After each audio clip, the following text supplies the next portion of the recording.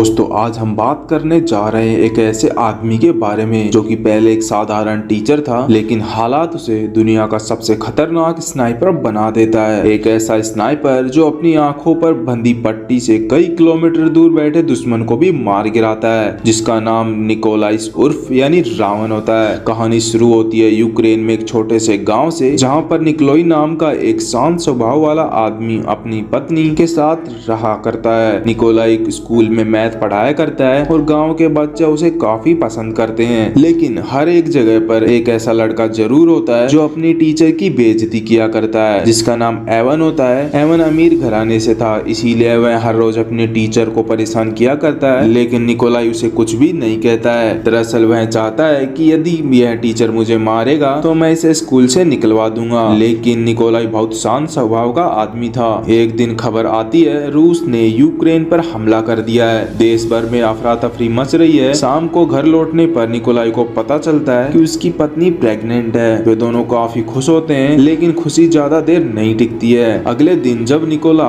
School से लौटता है तो देखता है कि रूसी सैनिक उसके घर में घुस चुके हैं और नास्टियक उसकी पत्नी को बुरी तरह पीट रहे होते हैं। निकोलाई उन्हें रोकने की कोशिश करता है, लेकिन दोनों सिपाही उसे खूब मारते हैं। निकोलाई उनसे काफी रिक्वेस्ट करता है कि मेरी पत्नी प्रेग्नेंट है, प्लीज हमें छोड़ दो, लेकिन उनका सैनिकों पर कोई प्रभाव नहीं पड़ पाता और वे उनके घर को आग लगा देते हैं। जब उसकी पत्नी गुस्से में एक पत्थर से उन्हें हमला करती है, तभी एक सैनिक गोली मारकर उसकी पत्नी को मार डालते हैं। जरा सोचिए दोस्तों, अगर किसी की पत्नी और अजन्मा बच्चा पल भर में छिन जाए तो उसके साथ क्या होगा। निकोला पूरी तरह टूट जाता है। अब उसके पास जीने की कोई वजह नहीं थी, जिसके बाद वह यूक्रेन के सैनिकों के पास जाकर रिक्वेस्ट करता है कि मुझे भी अपने साथ ले लो और मैं लड़ना चाहता हूँ ताकि वह अपनी पत्नी और बच्चे का बदला ले सके। आर्मी बेस पर सीनियर ऑफिसर को पहले उस पर शक होता है, लेकिन जब निकोला अपनी कहानी सुनाता है तो आखिरकार वे उसे ट्रेनिंग का मौका दे देते हैं। शुरुआत में निकोला सबसे कमजोर साबित होता है, बाकी सभी फौजी बंदूकें असेंबल कर रहे होते हैं। निकोला सबसे पीछे रह जाता है, सभी उसका मजाक उड़ाते हैं, लेकिन तभी होता है जिससे सभी हैरान होते हैं, जहाँ निकोला अपनी आंखों पर पट्टी बांधता है और केवल 18 सेकंड के अंदर गन को असेंबल कर देता है। सभी हैरान रह जाते हैं। यही उसका नाम कोड नेम पड़ जाता है रेवन। निकोलाई स्नाइपर ट्रेनिंग मांगता है। सीनियर उसे कहता है कि अगर सच्चा स्नाइपर बनना है तो कभी भी अपने टारगेट से नजर मत हटाना। अब उनकी ट्रेनिंग शुरू होती है। फ्लेयर की रोशनी में टारगेट हिट करना, आंखें ढककर दुश्मन को शूट करना, जहां बाकी सोल्जर फेल हो जाते हैं। निकोलाई अपनी मैथ की नॉलेज का इस्तेमाल करता है और एंगल डिस्टेंस कैलकुलेट करके सटीक निशाने लगाता है। सबको यकीन था कि यह कोई आम सिपाही नहीं है, दरअसल यह असली स्नाइपर है। जिसके बाद उन्हें पहला मिशन दिया जाता है, जहाँ पर उन्हें रशियन सोल्जर्स के एक चेक पोस्ट पर कब्जा करना था। निकोलाई और उसकी टीम पोजीशन पर बैठ जाते हैं। कर्नल के आदेश पर सभी एक साथ फायर करते हैं। चंद सेकंड में पोस्ट खाली हो जाता है। मिशन सक्सेसफुल होता है। अगले मिशन में निकोला देखता है दुश्मनों में उसका पुराना स्टूडेंट एवन भी होता है। पहले तो उसका दिल नहीं मानता, लेकिन फिर